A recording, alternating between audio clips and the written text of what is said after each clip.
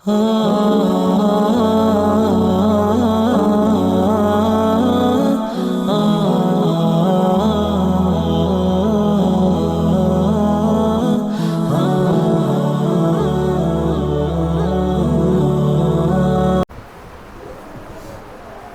الحمد لله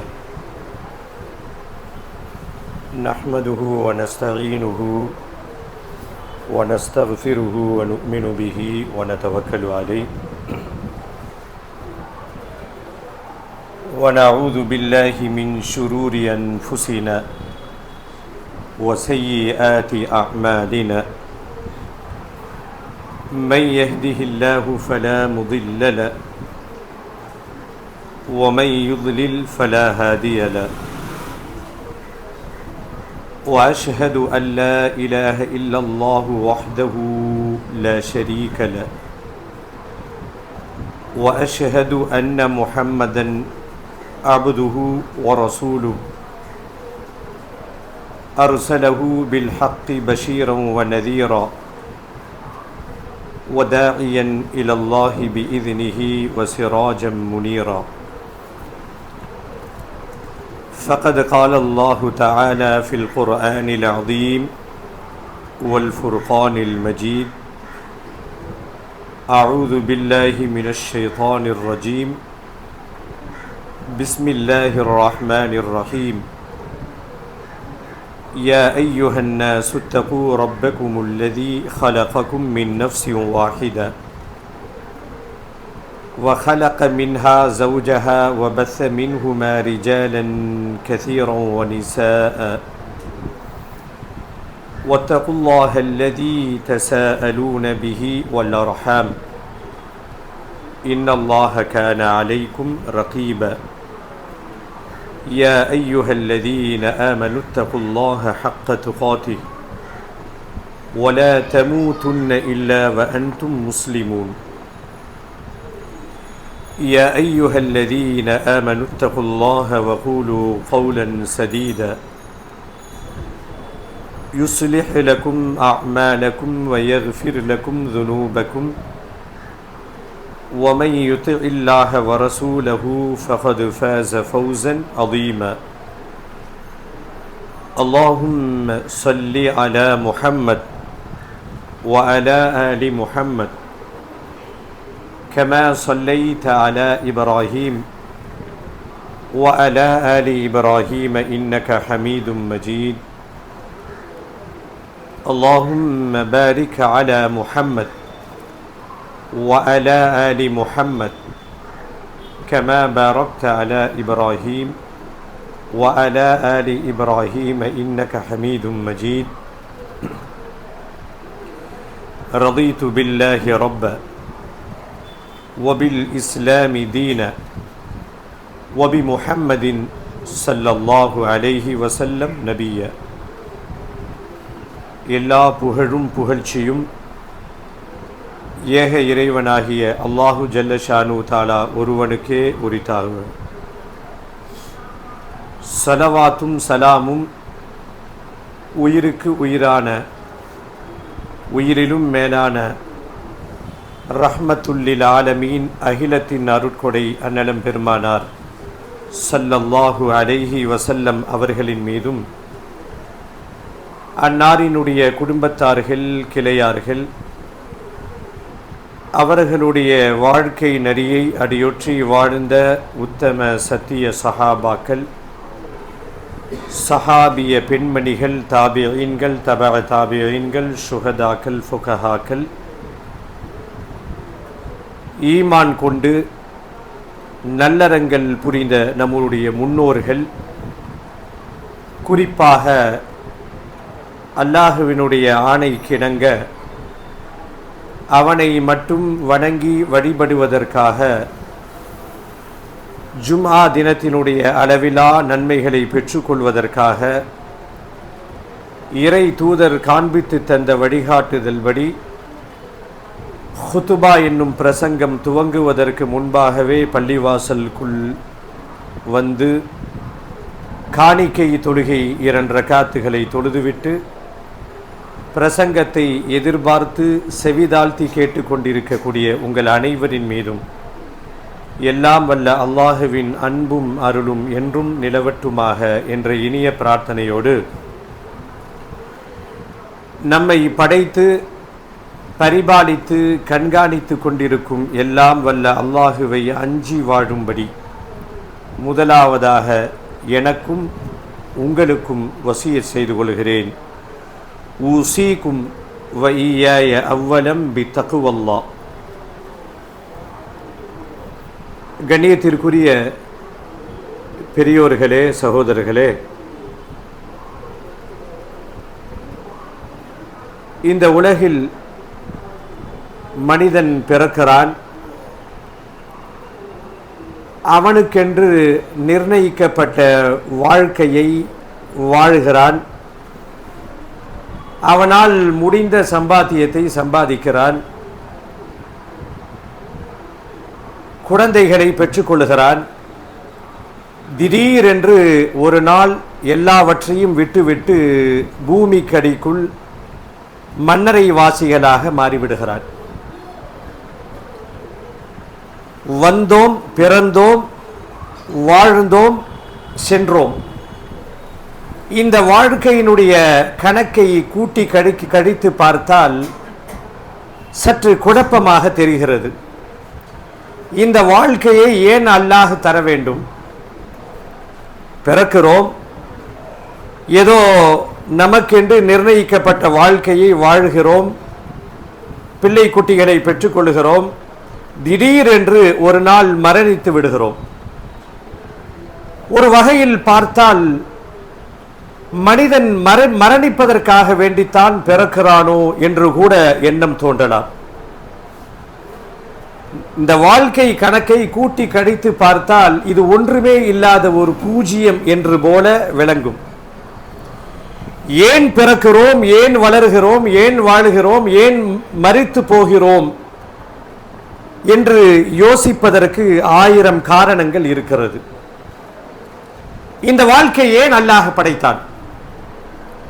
மனிதன் மரணிப்பதற்காக வேண்டித்தான், மௌத்துக்காக வேண்டித்தான் இந்த வாழ்க்கையை அல்லாஹ் உண்டாக்கினானா என்ற கேள்விகளுக்கெல்லாம்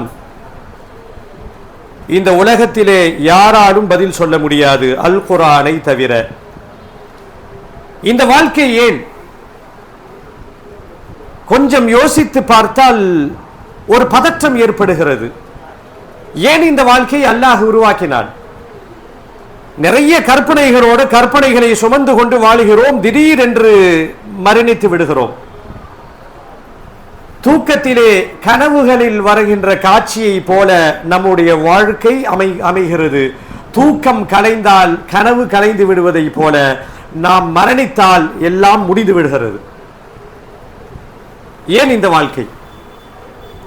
அல் குர்ஆன் ஒரே ஒரு வரியில் மிக தெளிவாக இந்த உலகத்திற்கு உணர்த்துகிறது. எந்த வாழ்க்கையை புரியாத புதிர் என்று சொல்லுகிறோமோ, எந்த வாழ்க்கையை அர்த்தமற்றது என்று விமர்சிக்கிறோமோ, எந்த வாழ்க்கையை ஏன் அல்லாஹ் படைத்தான் என்று வினாவை எழுப்புகிறோமோ, அத்தனை கேள்விகளுக்கும் அல் குர்ஆன் ஒரே ஒரு வரியில் பதில் சொல்லுகிறது.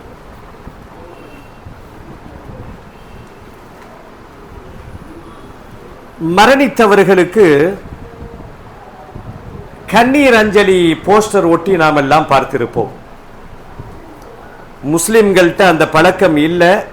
ஆனால் கொஞ்சம் வசதியாக இருந்தால் இந்த பழக்கம் தொற்றி விடுகிறது. இறந்து விட்டார், பிரபல தொழிலதிபர் மரணம் என்றெல்லாம் பேப்பரில் விளம்பரம் செய்யப்படுகிறது. கண்ணீர் அஞ்சலி போஸ்டர்கள் எல்லாம் பார்க்க முடிகிறது. அதில் ஒன்று போற்றிருப்பார்கள், மலர்ந்தது, உதிர்ந்தது, பிறந்தது, பிறப்பு இறப்பு, எப்போ அவர் பிறந்தாரு, எந்த வருஷத்தில் இறந்தாருன்னு போட்டிருப்பாங்க. ஒரு வித்தியாசமான கண்ணீர் அஞ்சலியை பார்க்க நேரிட்டது. ஒரு வித்தியாசமான கண்ணீர் அஞ்சலி. சகோதர சமயத்தவர்களை சார்ந்த ஒரு சகோதரர் இளமையில ஆக்சிடென்ட்ல இறந்து போயிடுறார். சின்ன வயசு, நல்ல படித்து பெரிய உத்தியோகத்தில் இருக்கக்கூடிய சம்பாதிக்கக்கூடிய ஒரு இளைஞர், முஸ்லீம் இல்லை, சகோதர சமயத்தவரை சார்ந்த இளைஞர் இறந்து விடுகிறார். கண்ணீர் அஞ்சலி போஸ்டரை ஒட்டுகிறார்கள். அதில் ஒரு காட்சி இடம்பெற்றிருக்கிறது. ஒரு வரி, இறைவா உனக்கு இரக்கம் இல்லையா, இறைவா உனக்கு கண் இல்லையா, இவ்வளவு சீக்கிரமா இந்த பையனுடைய உயிரை நீ எடுக்கணும் என்பது போல அந்த வாசகம் அமைந்திருந்தது. உண்மைதான். நாம் நமக்குள் ஒரு மைண்ட் செட்டிலே இந்த உலகத்திலே நாம் வாழ்கிறோம். என்ன மைண்ட் செட்டு? இந்த உலகத்தை விட்டும் நாம் பிரிவதாக இருந்தால் வயதாகியிருக்க வேண்டும், ரோமங்கள் எல்லாம் நரைத்திருக்க வேண்டும், ரிட்டையர்டு வயசுல தான் இந்த உலகத்தை விட்டும் நாம் பிரிவோம் என்ற ஒரு மைண்ட் செட்டோடு வாழ்கின்ற காரணத்தினால் இந்த இளம் வயது மரணத்தை அகால மரணம் என்று விவரிப்பார்கள். அப்ப இந்த உலக வாழ்க்கையே அல் குர்ஆனிலே அல்லாஹ் சொல்லுவான் ஒரே ஒரு வரி, ஹலகல் மௌத வல் ஹயாத, அல்லாஹ் மௌத்தை படைத்தான், மரணத்தை படைத்த அல்லாஹ், வல் ஹயாத்த வாழ்க்கையை படைத்த அல்லாஹ், இரண்டும் அல்லாஹ் தான் படைத்தான். ஏன் படைத்தான்? லியப்லுவக்கும் அய்யுக்கும் அஹ்ஸனு அமலா, உங்களில் இந்த உலகத்திலே யார் நல்லவர்களாக வாழ்கிறார்கள் என்ற சோதனைக்காக வேண்டி நாம் படைத்தோம் என்று மனித படைப்பினுடைய நோக்கத்தை ஒரே ஒரு வரியிலே அல்லாஹ் சொல்லிவிடுகிறான். இந்த வாழ்க்கையை பற்றி சொல்லுகின்ற பொழுது வாழ்க்கை வாழ்வதற்கு என்று சொல்லுவார்கள். நிச்சயமாக வாழ்வதற்கான களம் இந்த உலகம் அல்ல. வாழ்க்கையை பற்றி வர்ணிக்கின்ற பொழுது வாழ்க்கை வாழ்வதற்கு என்று சொல்லுவார்கள். நிச்சயமாக இந்த உலக வாழ்க்கை வாழ்வதற்காக அல்ல என்று மார்க்கம் சொல்லுகிறது. திருமணம் முடிக்கலாம், நேர்மையான வழியிலே சம்பாதிக்கலாம், வம்ச விருத்தியை செய்யலாம், குழந்தைகளை பெற்றுக்கொள்ளலாம், சுகபோகமாக வாழலாம். ஆனால் வாழ்வதற்கான களம் இந்த உலகம் இல்லை என்ற புரிதலோடு வாழ வேண்டும். இஸ்லாம் அப்படிதான் நமக்கு பயிற்சி தருகிறது. இந்த உலக வாழ்க்கை என்பது வாழ்ந்து முடிப்பதற்கான களம் அல்ல. இந்த மரணத்தை பற்றி சொல்லுகின்ற பொழுது வாழ்க்கையினுடைய கடைசி அத்தியாயம் என்று சொல்லுவார்கள். இஸ்லாம் என்ன வேறு ஒரு கோணத்திலே இதை அடையாளப்படுத்துகிறது. மரணம் என்பது வாழ்க்கையினுடைய இறுதி பகுதி அல்ல. இஸ்லாம் வேறு ஒரு கோணத்திலே சொல்லுகிறது. ஒரு மனிதனுடைய கடைசி எண்டு அத்தியாயத்தை மரணம் என்று சொல்லுவார்கள். இஸ்லாம் என்ன சொல்லுகிறது தெரியுமா? மரணம் என்பது வாழ்க்கையினுடைய இறுதி அல்ல, வாழ்க்கையின் துவக்கம் மரணம் என்று இஸ்லாம் சொல்லுகிறது. என்ன காரணம்? நாம் வாழ்கின்ற அற்பமான இந்த வாழ்க்கை கொஞ்சம் யோசித்து பார்த்தால் ஒரு விதமான கலக்கம், ஒரு பயம், ஒரு பதற்றம் நம்மை தொற்றிக் கொள்ளுகிறது. இந்த வாழ்க்கை என்பது நாம் நல்லவர்களாக வாழ்கிறோமா, ஓரிரை கொள்கையை உள்ளத்திலே சுமந்து மார்க்க விஷயங்களை பேணி நல்லவர்களாக வாழ்கிறோமா அல்லது தீயவர்களாக வாழ்கிறோமா என்பதை சோதிப்பதற்காக வேண்டித்தான் இந்த வாழ்க்கையை அல்லாஹ் உருவாக்கி இருக்கிறான். சமீப காலமாக இந்த நாம் வாழுகின்ற இந்த காலத்தை புகழ்ந்து நிறைய சொற்றொடர்கள் சொல்லப்படும். நாம் வாழுகின்ற காலம் எப்படிப்பட்ட காலம் தெரியுமா? இது கல்வியிலே புரட்சி ஏற்பட்டிருக்கின்ற காலம். உண்மை. ஒரு காலத்தில் படிப்பறிவில்லாத இருந்த மக்கள் எல்லாம் இன்றைக்கு பட்டதாரிகளாக மாறியிருக்கிறார்கள். எங்கோ காணப்பட்ட மெட்ரிக் ஸ்கூலுகள் இன்றைக்கு புற்றீசல்களை போல எல்லா பக்கமும் உருவாயிருக்கிறது. எல்லோரும் கல்வி கற்க ஆரம்பித்து விட்டோம். கல்வியிலே புரட்சி ஏற்பட்டிருக்கின்ற காலம். உண்மை. நாம் வாழுகின்ற இந்த காலம் மருத்துவத்திலே பெரிய முன்னேற்றத்தை அடைந்திருக்கின்ற காலம் என்று சொல்வார்கள். உண்மைதான். ஒரு காலத்தில் சிகிச்சையே அளிக்க முடியாது என்ற நிலையில் இருந்ததெல்லாம் மாறி இன்றைக்கு உயிரை தவிர எல்லாம் மீட்டு கொண்டு வர முடியும் என்ற ஒரு நிலையோடு மருத்துவம் வளர்ந்திருக்கிறது. 100% உண்மை. அடுத்ததாக இந்த காலத்தை பற்றி புகழ்ந்து சொல்லக்கூடிய ஒரு வாசகம், இது டெக்னாலஜி தொழில்நுட்பத்திலே உச்சத்தை தொட்டிருக்கின்ற ஒரு காலம். இது 100% உண்மை. இன்றைய தலைமுறை குழந்தைகள் பெரியவர்கள் எல்லாம் நம்மையும் சேர்த்து சொல்லிக் கொள்ளலாம், யோசிக்கிறோம் எப்படி இந்த செல்போன் இல்லாமல் நம் முன்னோர்கள் வாழ்ந்தார்கள். இன்றைக்கு இரண்டு கைகளை போல, ஒரு கை செல்போனு, இன்னொரு கை டூ வீலர். இது இரண்டும் இல்லை என்று சொன்னால் நாம் செயலற்றவர்களாக மாறிவிடுகிறோம். இப்படி இந்த தொழில்நுட்பத்தினுடைய உச்சத்திலே இருக்கக்கூடிய காலம் என்று சொல்லுவார்கள், உண்மைதான். 2Gயிலே ஆரம்பித்து 3Gயை தொட்டு 4Gயை தொட்டு 5Gயில நின்று இன்னும் எத்தனை ஜிக்கள் வருமோ நமக்கு தெரியாது. தொழில்நுட்பம் உச்சத்திலே இருக்கிறது. ஆனால் ஒரு விஷயத்தை நாம் கவனிக்க தவறிவிட்டோம்.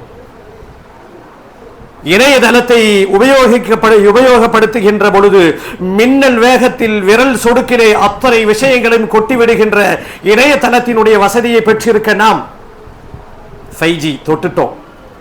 இன்னும் என்னென்னமோ வரும். ஒரு விஷயத்தை நாம் இலகுவாக மறந்து விடுகிறோம். தொழில்நுட்பத்தினுடைய உச்சத்திலே அசுர வேகத்திலே சென்று கொண்டிருக்கக்கூடிய இந்த காலத்தினுடைய மக்கள் ஆயுளிலும் போட்டி போட்டுக் கொண்டு வேகமாக சென்று கொண்டிருக்கிறார்கள் என்பதை மறந்துவிடக் கூடாது. ஒரு காலத்தில் மௌத்து செய்தி வரும், மரண செய்தி பள்ளிவாசலிலே அறிவிப்பு செய்வார்கள். இன்னாருடைய மகன் இன்னார் இறந்து விட்டார் என்ற செய்தி பள்ளிவாசல்ல அறிவிப்பு செய்யப்படும். மௌத்து செய்தியை சொல்லிட்டு வயதை சொல்லுவார்கள் அல்லது எழுதி வைப்பாங்க. 60, 70 என்றெல்லாம் சொல்லப்பட்ட நிலையில் எந்த காலத்தை நாம் தொழில்நுட்பத்தினுடைய உச்சி என்று புகழ்ந்து கொண்டிருக்கிறோமோ இன்ற காலத்தில் இரண்டு விஷயங்கள் சர்வசாதாரணமாக நடைபெற்றுக் கொண்டிருக்கிறது. ஒன்று திடீர் மரணங்கள், இன்னொன்று இளம் வயதிலே ஏற்படக்கூடிய மரணங்கள். மரண அறிவிப்பு செய்யப்பட்டது ஒரு காலத்திலே குறைந்தபட்சம் 70க்கு மேலதான் மௌத்தாகுவார். நாம பார்த்திருப்போம், 70க்கு மேலதான். எந்த டெக்னாலஜி கண்டுபிடிக்கல.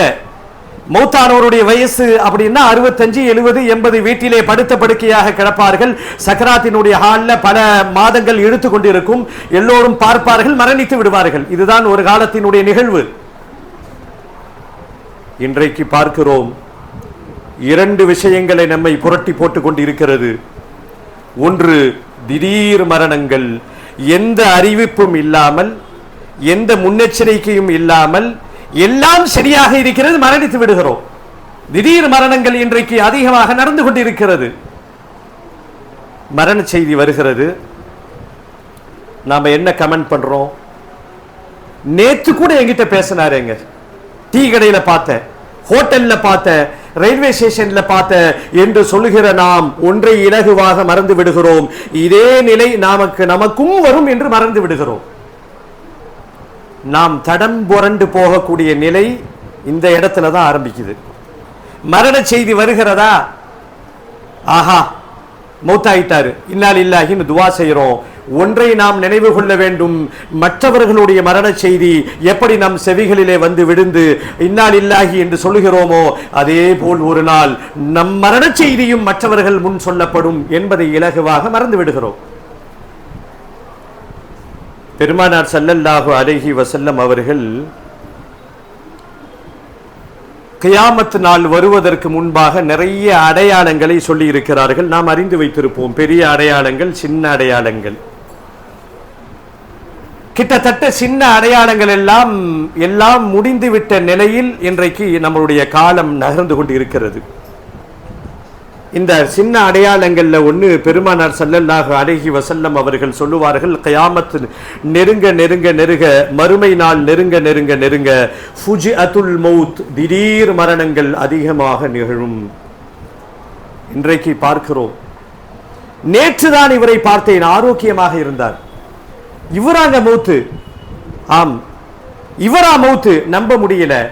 இதுதான் இன்றைய காலம் சகோதரர்களே. திடீர் மரணங்களை நம்மை சுட்டி கொண்டு இருக்கிறது.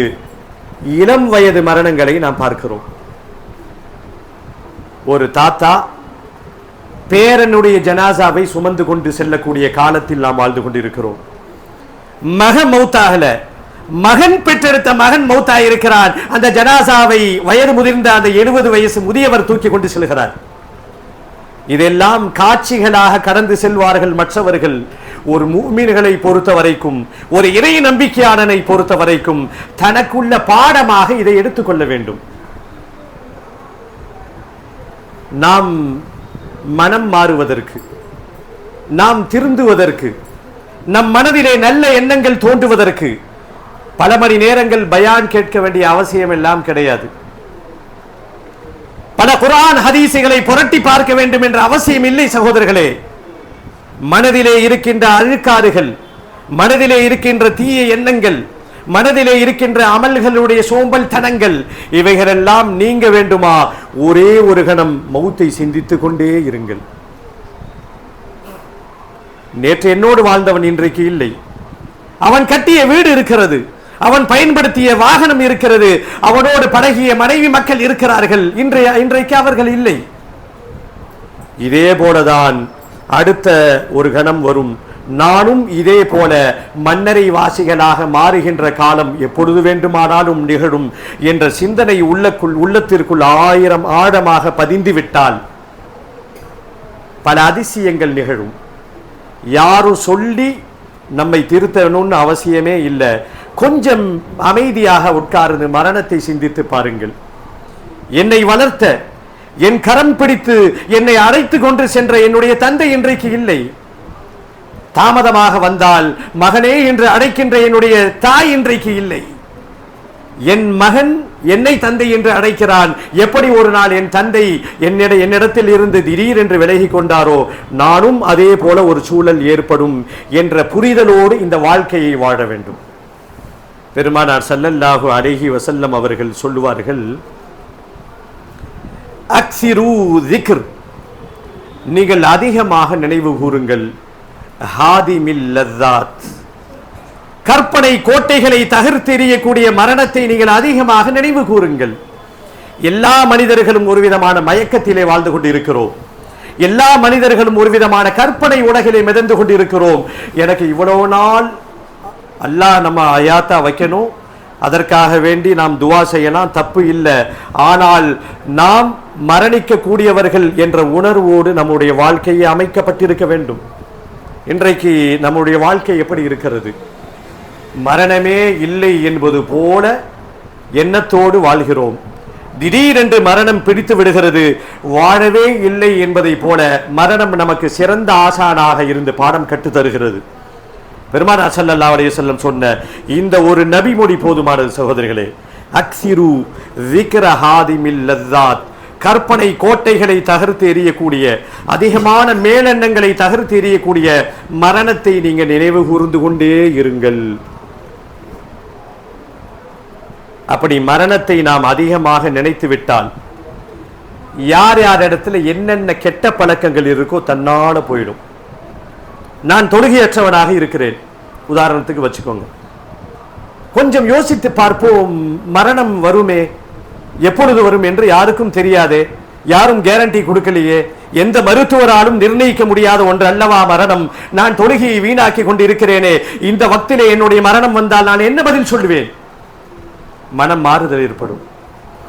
யார் யார்கிட்ட என்னென்ன குணக்கேடுகள் இருக்கிறதோ ஒரே நிமிடத்தில், எப்படி சூரியனை கண்ட அந்த பனி தூள்கள், அந்த பனிக்கட்டுகள் தூள் தூளாக கரைந்து விடுகிறதோ, மரணத்தை பற்றி சிந்திக்க சிந்திக்க சிந்திக்க நம்மை அது புடம்போட்ட ஜொலிக்கக்கூடிய தங்கமாக நம்மை மாற்றிவிடும். ஒரு ஆள்கிட்ட பெருமை இருக்கு, அகம்பாவம் பிடித்தவனாக இந்த உலகத்திலே வாழ்கிறான்.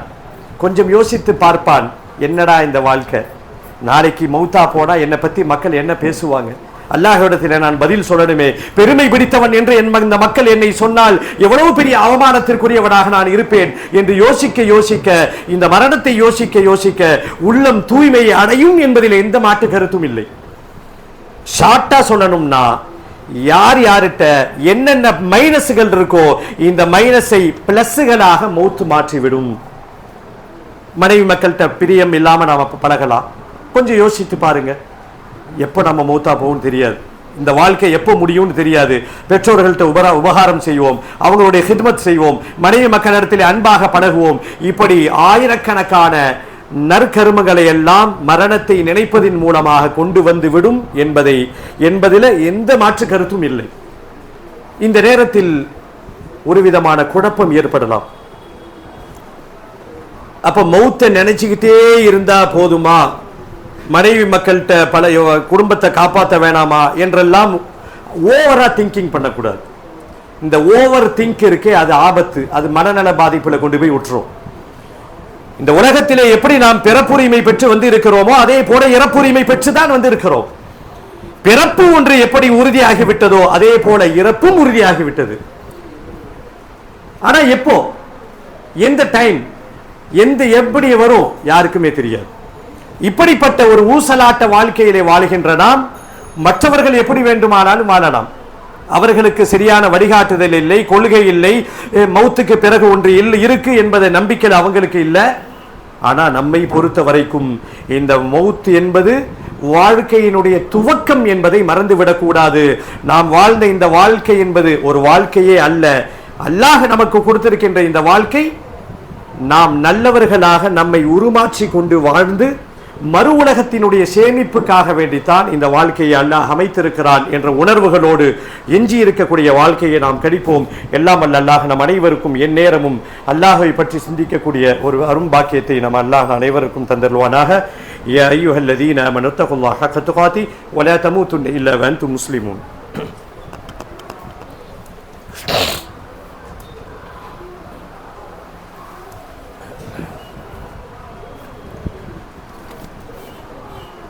الحمد لله الذي وكفى وسلام على عباده الذين اصطفى. கண்ணியத்திற்குரிய அல்லாஹ்வின் நல்லடியார்களே, இன்றைய ஜும்மாவினுடைய முதல் பிரசங்கத்தில் இந்த வாழ்க்கை என்பது வாழ்ந்து முடிப்பதற்கான களம் அல்ல. அல்லாஹ் நமக்கு கொடுத்திருக்கின்ற இந்த வாழ்க்கை அது எத்தனை ஆண்டுகள் என்பது யாராலும் கணிக்க முடியாது. அல்லாஹ் ஒருவனுக்கு மட்டுமே தெரிந்த விஷயம். எல்லா மக்களும் டேட் ஆஃப் பர்த்தை அறிந்து வைத்திருப்பார்கள். நமக்கெல்லாம் டேட் ஆஃப் பர்த் தெரியும். இந்த உலகத்திலே யாரும் அறிய முடியாத ஒரு விஷயம் இருக்கிறது என்று சொன்னால் அது டேட் ஆஃப் டெத். எப்போ மரணிப்போம் என்று யாருக்குமே தெரியாத ஒரு நிலைப்பாடில், ஒரு மதில் மேல் பூனை என்ற நிலையில் தான் இந்த உலக வாழ்க்கையை அல்லாஹ் அமைத்திருக்கிறார்.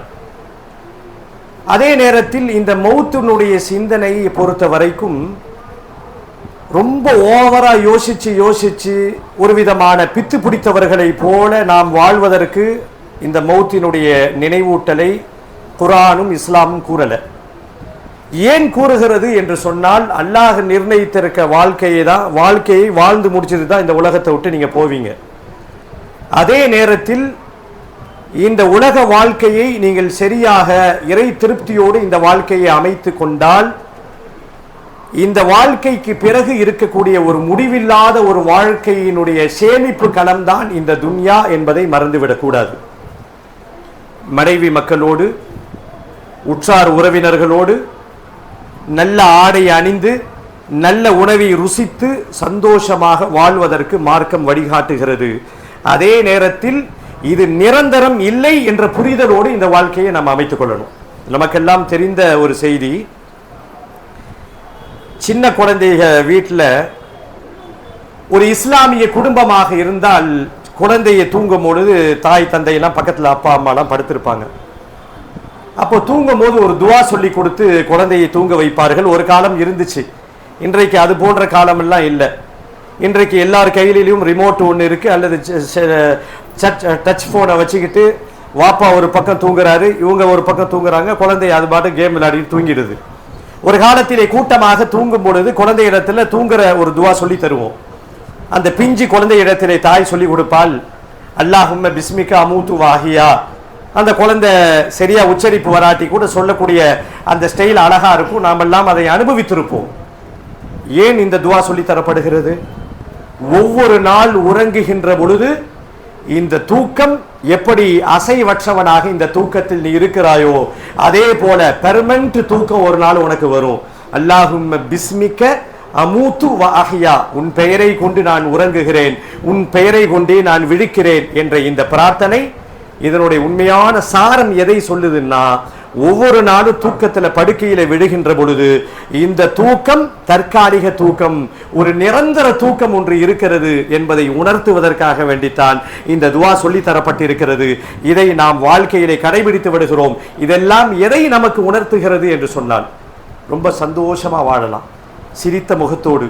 எவ்வளவோ கஷ்டமா இருந்தாலும் எல்லாம் மறந்துட்டு வாழணும். அதே நேரத்தில் நம்முடைய ஒவ்வொரு செயலும் அல்லாஹுவால் கண்காணிக்கப்படுகிறது. இந்த வாழ்க்கைக்கு பிறகு ஒரு வாழ்க்கை இருக்கிறது. அது அந்த வாழ்க்கை தீர்மானிக்கக்கூடிய ஒரு வாழ்க்கை தான் இந்த உலகம் என்பதை மறந்து விடாமல் நம்முடைய வாழ்க்கையை அமைத்துக் கொள்ள வேண்டும்.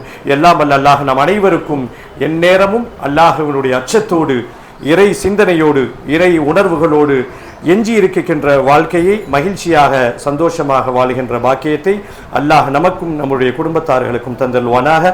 யா அய்யுஹல்லதீன ஆமனு தகுல்லாஹ ஹக்க துகாதி வலா தமூதுன்ன இல்லா வஅன்தும் முஸ்லிமூன்.